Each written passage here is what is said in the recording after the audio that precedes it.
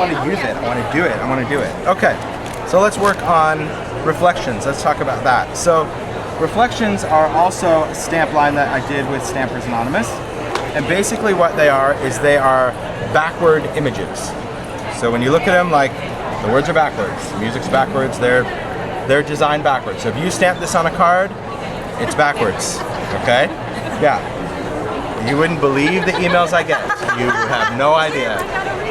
Yeah, it's funny. They're like, I don't know if you're aware of this, but I bought this stamp set, and It is backwards. but what's funny is, like, when you look at it, it's backwards. So what do you think you're buying?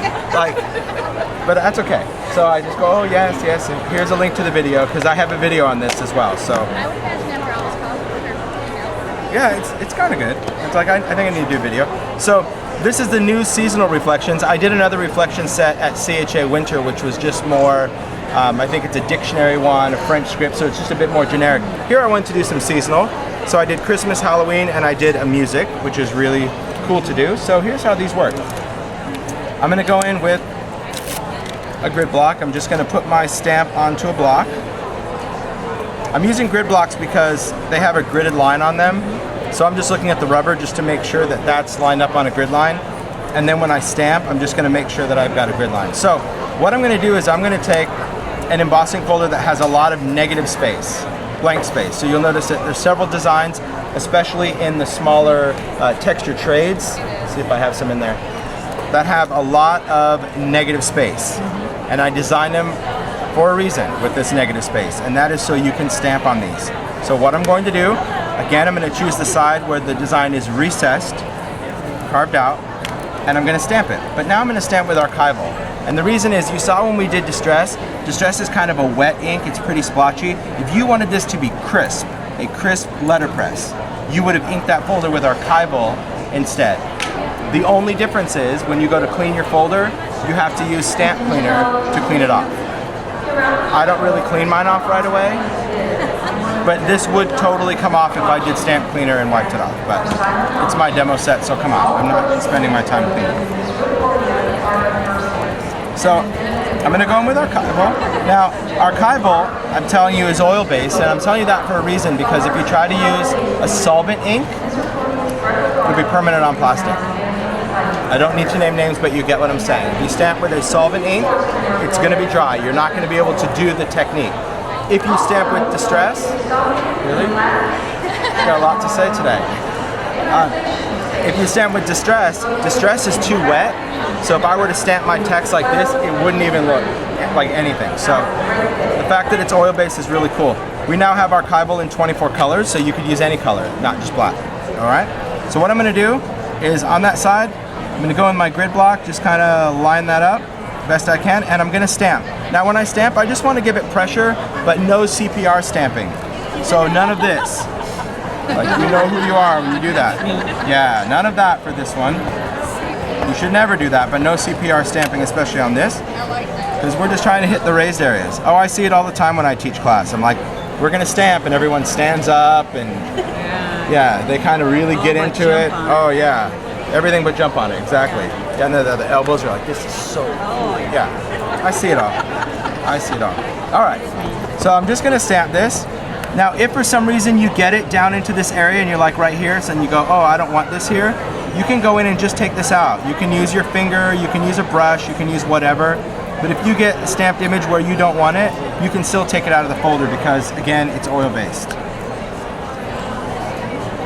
So now I'm going to go in, one more stamp. So I've got my images on there. I'm going to go in my towel just to make sure I've got all this area clean.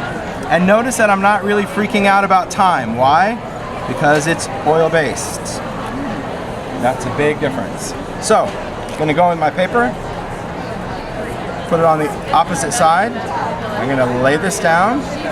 I'm going to take it in. I always treat my bag of line kind of like a typewriter. And I'm going to run this through.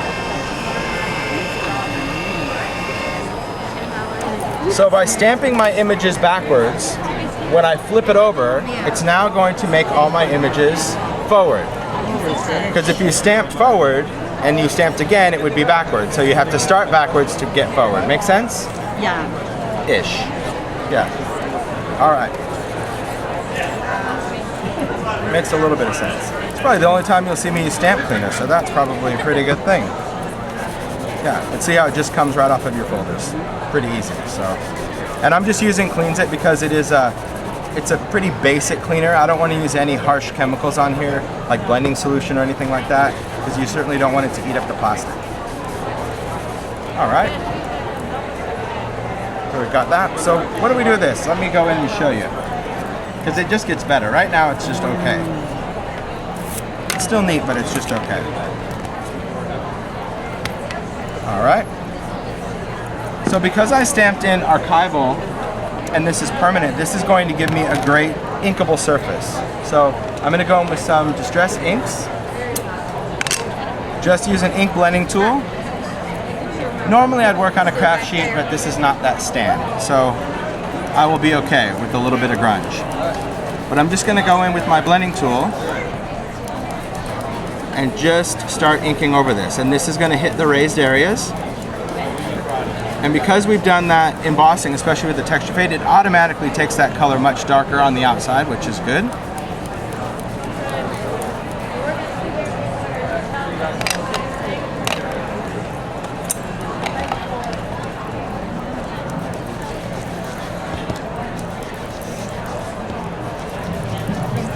There we go. We'll ink that. And I'll add just a little bit of red to the background. So that's what I find really, really fun about this. It's certainly hard to work on a piece of grunge, I'll tell you that. Where's my craft sheet? I'm lost. The most important tool in the world. I'm lost. I get myself organized.